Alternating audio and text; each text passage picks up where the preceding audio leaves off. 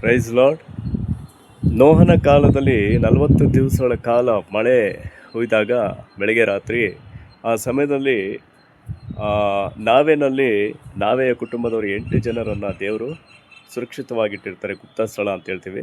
So ಅದೇ ರೀತಿ first ಆ ಸಮಯ ಆದಮೇಲೆ, ಮಳೆ ಹುಯ್ದ ಮೇಲೆ ಫಸ್ಟು ಕಾಗೆಯನ್ನು ಕಳಿಸಿ ಈ ಭೂಮಿ ಒಣಗಿದೆಯೋ ಇಲ್ಲೋ ಅಂಥೇಳಿ ಒಂದು ಪರೀಕ್ಷೆಗಾಗಿ ಅದನ್ನು ಕಳಿಸಿದಾಗ ಆ ಕಾಗೆ ಆ ಭೂಮಿಯ ಮೇಲೆ ನೀರಿರೋದ್ರಿಂದ ಅದು ಮತ್ತೆ 4 ದಿಕ್ಕಿನಲ್ಲಿ ಹೋರಾಡ್ತಾ ಅದು ಮತ್ತೆ ಹಾರಾಡ್ತಾ ಅದು ವಾಪಸ್ ಬರಲಿಲ್ಲ.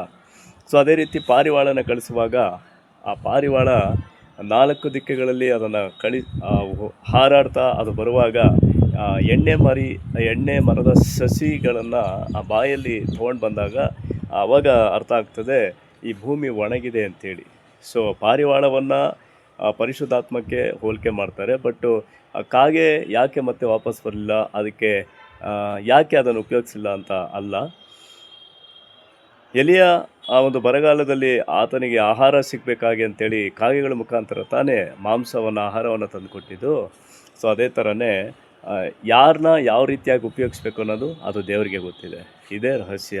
Okay, thank you. Praise lord.